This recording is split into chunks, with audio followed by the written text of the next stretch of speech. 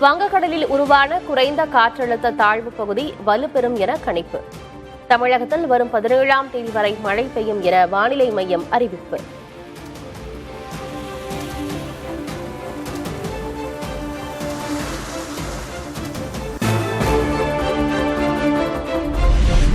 தமிழகத்தில் வரும் 15, 16ஆம் தேதிகளில் 10 மாவட்டங்களுக்கு கனமழை. நீலகிரி, கோவை, ஈரோடு உள்ளிட்ட மாவட்டங்களில் கனமழை பெய்யக்கூடும் என கணிப்பு.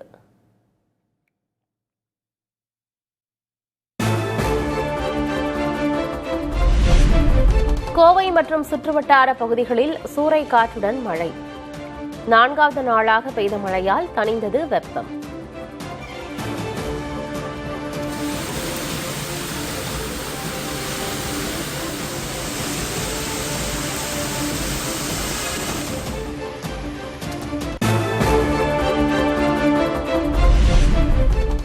இலங்கையில் இடைவிடாது கொட்டிய மழையால் வெள்ளம்.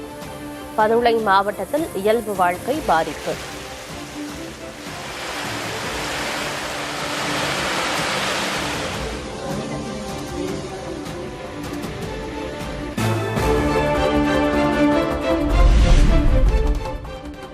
சென்னையில் ஆபரண தங்கத்தின் விலை சவரனுக்கு 400 ரூபாய் சரிவு. 1 கிராம் தங்கம் 14,100 ரூபாய்க்கு விற்பனை.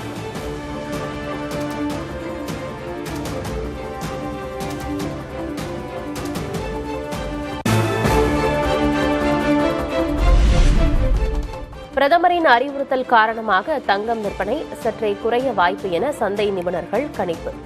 தங்க வணிக நிறுவனம் சார்ந்த பங்குகள் விலை 10 விழுக்காடு சரிவு.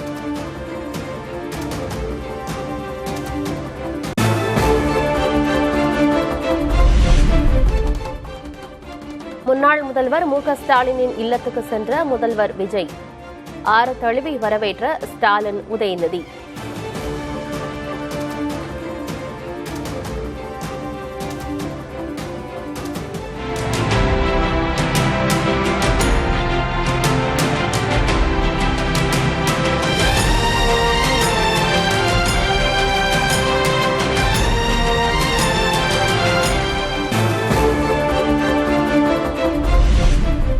விஜய்க்கு புத்தகத்தை பரிசளித்த உதயநிதி ஸ்டாலின். காலத்தின் நிறம் கருப்பு சிவப்பு என்ற திமுகவின் புத்தகத்தை வழங்கினார்.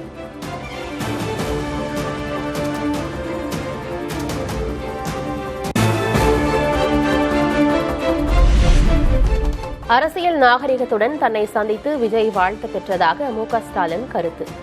அன்பு நிறை வாழ்த்துக்களுடன் ஆலோசனைகளையும் வழங்கியதாக பதிவு.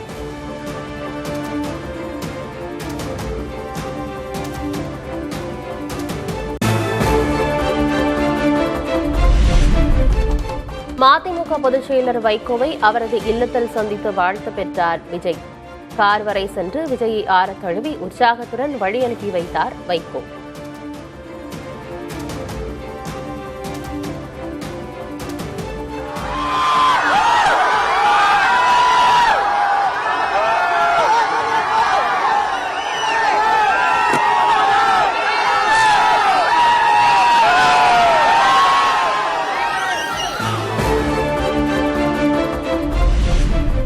விஜயின் பண்பாடு தன்னை வியக்க வைத்ததாக வைகோ பேட்டி. விஜய்க்கு அறிவுரை அல்ல, வாழ்த்துக்களையே கூறியதாகவும் கருத்து. மதச்சார்பின்மை, ஜனநாயகம், சமூக நீதி இவற்றை பாதுகாக்கின்ற அரசாக உங்கள் அரசு திகழ வேண்டும் என்று எங்கள் விருப்பம். நீங்கள் அதே கருத்துக்களில் உறுதியாக இருக்கிறீர்கள். நீங்கள் எடுக்கின்ற அனைத்து நடவடிக்கைகளும் முயற்சிகளும் மகத்தான வெற்றி பெற வேண்டும் என்று நான் வாழ்த்துகிறேன்.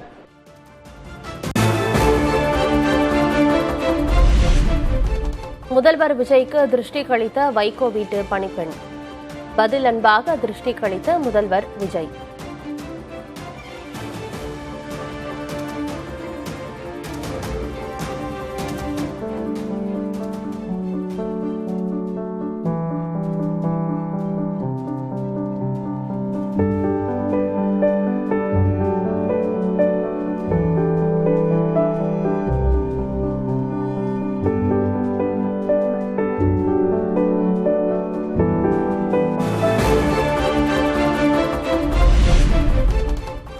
இவர்களும் விசிலுக்குத்தான் வாக்களித்தனர் என தனது வீட்டு பணிப்பெண்களை விஜயிடம் அறிமுகம் செய்த துருவி வைகோ.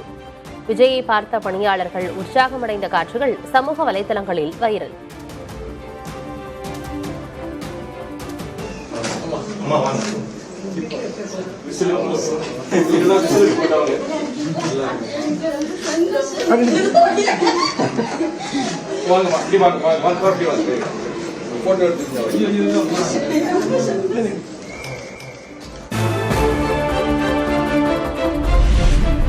பாமக தலைவர் அன்புமணியை சந்தித்தார் முதல்வர் விஜய்.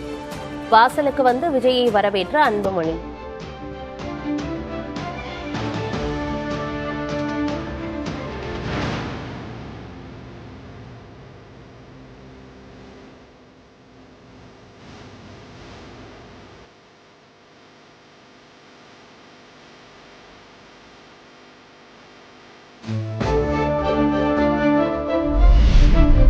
ஸ்டாலின், வைகோ, அன்புமணியை தொடர்ந்து சீமானுடன் விஜய் சந்திப்பு. நுழைவாயிலில் விஜயை ஆரத் தழுவி வரவேற்ற சீமான்.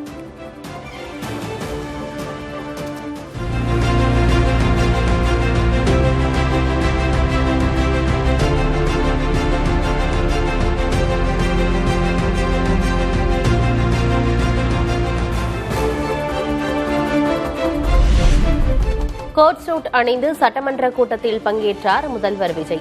பெரம்பூர் தொகுதி எம்எல்ஏவாக பதவியேற்பு.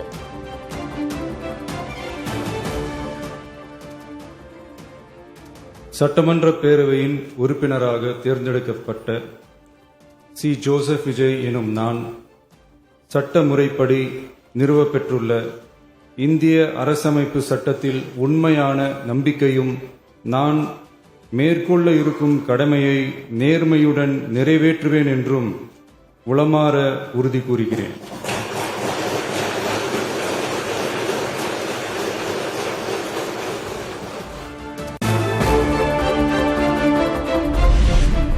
அமைச்சர்கள் ஆனந்த், ஆதவர்ஜுனா, அருண்ராஜ் ஆகியோர் எம்எல்ஏக்களாக பதவியேற்பு. சட்டமன்ற உறுப்பினராக பதவியேற்றார் அமைச்சர் செங்கோட்டையன்.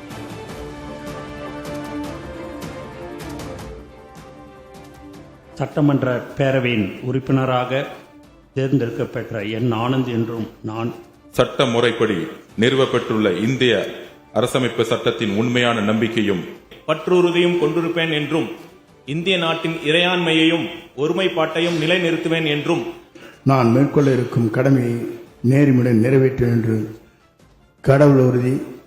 கடவுளறிய உறுதி கூறுகிறேன்.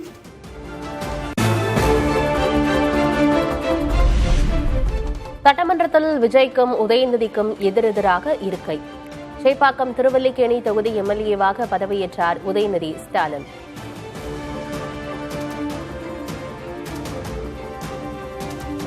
சட்டமன்ற பேரவையின் உறுப்பினராக தேர்ந்தெடுக்கப்பெற்ற உதயநிதி ஸ்டாலின் எனும் நான் மேற்கொள்ள இருக்கும் கடமையை நேர்மையுடன் நிறைவேற்றுவேன் என்றும் உளமாற உறுதி கூறுகிறேன். எடப்பாடி தொகுதி எம்எல்ஏவாக பதவியேற்றார் முன்னாள் முதல்வர் கே. பழனிசாமி. போடி நாயக்கனூர் தொகுதி எம்எல்ஏவாக பதவியேற்றார் முன்னாள் முதல்வர் பன்னீர்செல்வம். எடப்பாடி கே. பழனிசாமி என்னும் நான் மேற்கொள்ள இருக்கும் கடமையை நேர்மையுடன் நிறைவேற்றுவேன் என்றும் கடவுளறிய உறுதி கூறுகின்றேன். ஓ. பன்னீர்செல்வம் என்னும் நான் மேற்கொள்ள இருக்கும் கடமையை நேர்மையுடன் நிறைவேற்றேன் என்றும் உளமாற உறுதி கூறுகிறேன். வெற்றிச் சான்றிதழை எடுத்து வர தவறியதால் தாமதமாக பதவியேற்ற சுமார் 10 எம்எல்ஏக்கள். அனைத்து உறுப்பினர்களும் பதவியேற்ற பின் இறுதியாக உறுதிமொழி ஏற்பு.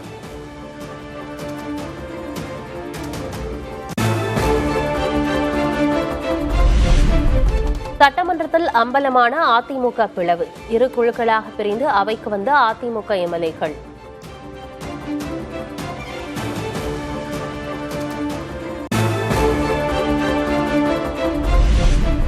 அதிமுக சட்டமன்ற குழு தலைவர் பதவி தொடர்பாக தற்காலிக சபாநாயகரை சந்தித்த எடப்பாடி பழனிசாமி ஆதரவு எம்எல்ஏக்கள்.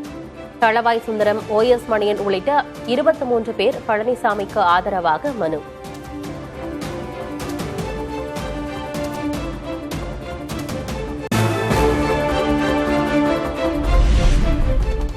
சட்டமன்ற குழு தலைவர் தேர்வில் அம்பலமானது அதிமுக உட்கட்சி பூசல்.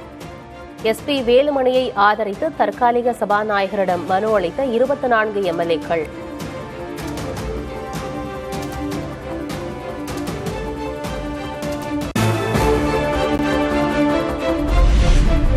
அதிமுக உடைகிறதா என எடப்பாடி கே பழனிசாமியிடம் கேள்வி எழுப்பிய செய்தியாளர்கள்.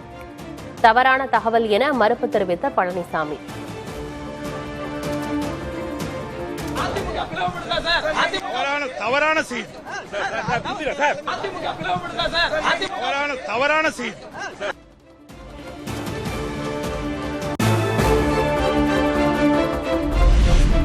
சற்று பொறுத்திருங்கள், அனைத்துக்கும் விடை கிடைக்கும். அதிமுக உடைகிறதா என்ற கேள்விக்கு சி.வி. சண்முகம் பதில்.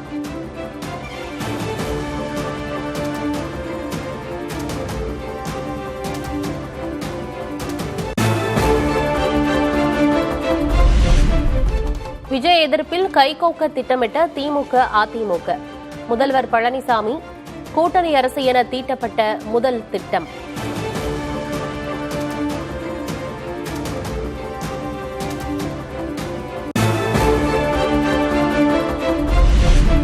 பழனிசாமி முதல்வர் எனும் முன்மொழிவை நிராகரித்த இடதுசாரிகள். திருமாவளவன் முதல்வர் என தீட்டப்பட்ட அடுத்த திட்டம்.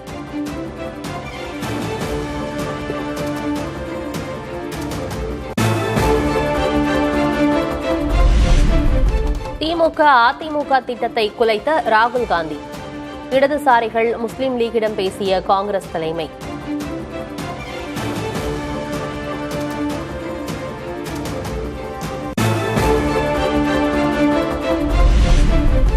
தாவேகாவுக்கு விசிக்கு ஆதரவளிக்க தாமதமானதன் பின்னணி இதுதான்.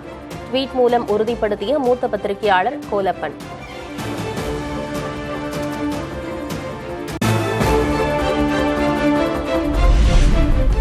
திமுக அதிமுக கூட்டணி பேச்சுக்கு எதிராக அதிமுகவினர்.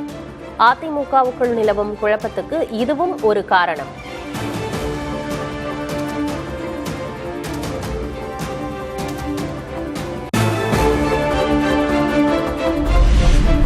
தாவேகா நோக்கி நகரும் மனநிலையில் அதிமுகவுக்குள் ஒரு குழு. 3 1/2 பங்கு எம்எல்ஏக்கள் திரட்டப்பட்டிருப்பதாக தகவல்.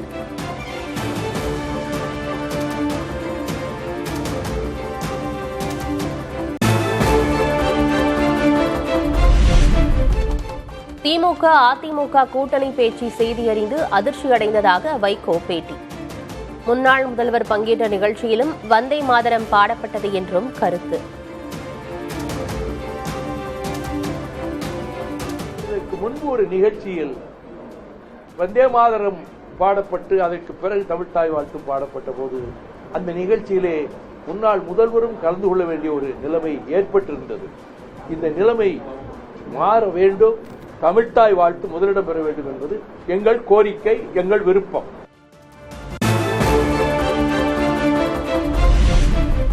சட்டமன்றத்தில் பெரும்பான்மையை நிரூபிக்கும் போது தாவேகாவுக்கு ஆதரவு அளிக்க மாட்டேன். மதச்சார்பற்ற முற்போக்கு கூட்டணிக்குத்தான் ஆதரவு என்றும் பிரேமலதா விஜயகாந்த் பதில்.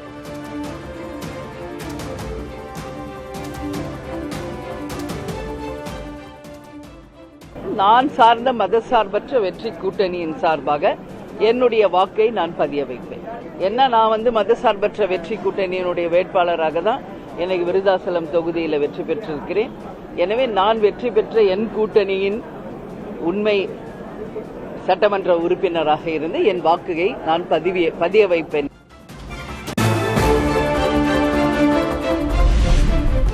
பாட்டாளி மக்கள் கட்சியின் சட்டமன்ற குழு தலைவராக சௌமியா அன்புமணி தேர்வு. கொறடாவாக சிவகுமாரும் தேர்ந்தெடுக்கப்பட்டதாக கட்சியின் தலைவர் அன்புமணி ராமதாஸ் அறிவிப்பு.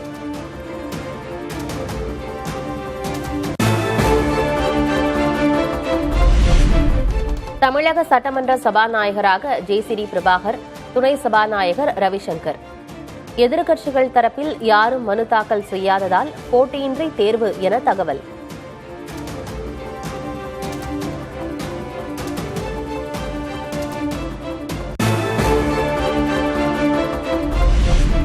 ஐக்கிய அரபு அமீரகம், நார்வே உள்ளிட்ட 5 நாடுகளுக்கு பிரதமர் மோடி பயணம்.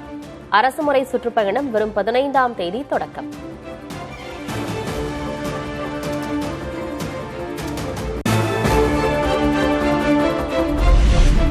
மேற்காசிய போர் பதற்றத்தால் உலக நாடுகள் சவால்களை எதிர்கொண்டுள்ளதாக பிரதமர் மோடி பேச்சு. பள்ளிகள் ஆன்லைனில் மாணவர்களுக்கு கற்பித்தலை தொடங்க வேண்டுகோள்.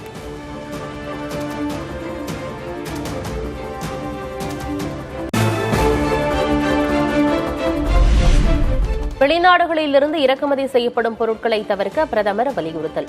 கொரோனா காலகட்டத்தைப் போல மேற்காசிய போர் பாதிப்பையும் கடந்து செல்வோம் என பேச்சு.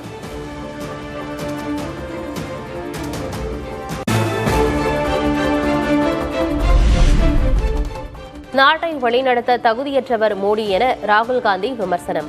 ஓராண்டுக்கு தங்கம் வாங்க வேண்டாம், பெட்ரோல் பயன்பாட்டை குறைக்க பிரதமர் அறிவுறுத்திய நிலையில் பதிவு.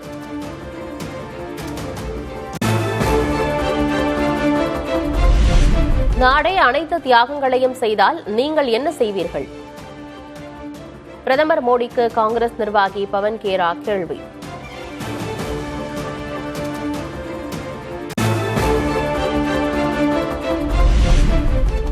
மேற்கு வங்கத்தில் 5 அமைச்சர்களுக்கான இலாகாவை ஒதுக்கீடு செய்தார் முதல்வர் சுவேந்து அதிகாரி. திலீப் கோஷுக்கு ஊரக வளர்ச்சித்துறையும், அக்னிமித்ரா பாலுக்கு மகளிர் மற்றும் குழந்தைகள் நலத்துறையும் ஒதுக்கீடு.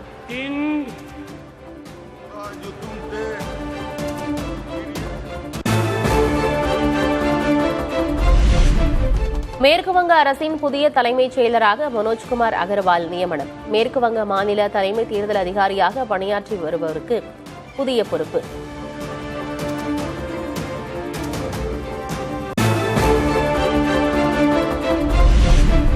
மேற்குவங்கத்தில் முன்னாள் அமைச்சர் சுஜித் போஸ் கைது. பண மோசடி வழக்கில் அமலாக்கத்துறை நடவடிக்கை.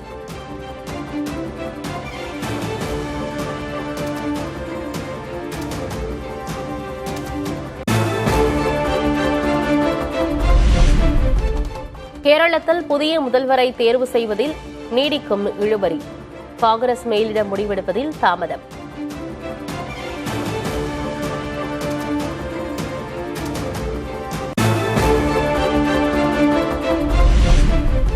அசாமில் 2வது முறையாக முதல்வராக பதவியேற்கும் ஹிமந்த சர்மா. இன்று நடைபெறும் பதவியேற்பு விழாவில் பிரதமர் மோடி பங்கேற்பு.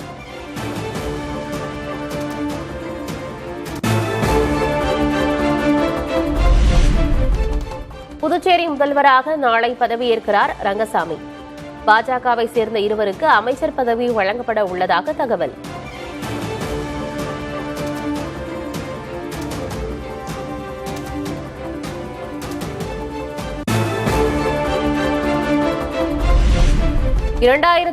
ஆண்டு முதல் அமலில் இருந்த 100 நாள் வேலை திட்டம் அதிகாரப்பூர்வமாக ரத்து.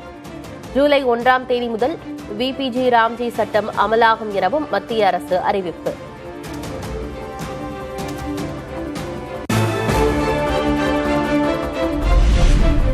ராஜஸ்தானில் இளங்கலை நீட் தேர்வுக்கான வினாத்தாள் கசிந்ததாக புகார். 2 லட்சம் ரூபாய் வரை வினாத்தாள் விற்பனை செய்யப்பட்டதாக குற்றச்சாட்டு.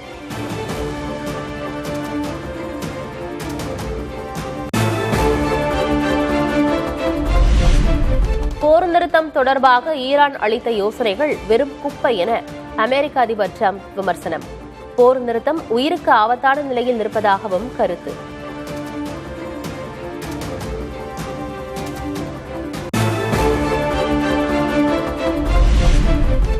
IPL லீக் ஆட்டத்தில் பஞ்சாப் அணியை வீழ்த்தியது டெல்லி. அக்ஷர் பட்டேல், டேவிட் மில்லர் அதிரடியால் 19வது ஓவரிலேயே இலக்கை எட்டிய கேபிட்டல்ஸ்.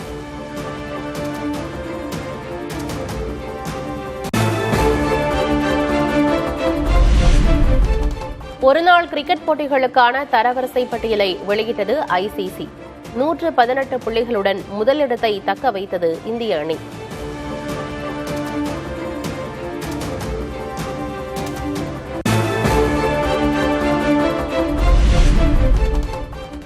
ஸ்பெயினில் நடைபெற்ற லாலிகா கால்பந்து தொடர். ரியல் மேட்ரிடை வீழ்த்தி பார்சிலோனா அணி வெற்றி. ரசிகர்கள் கொண்டாட்டம்.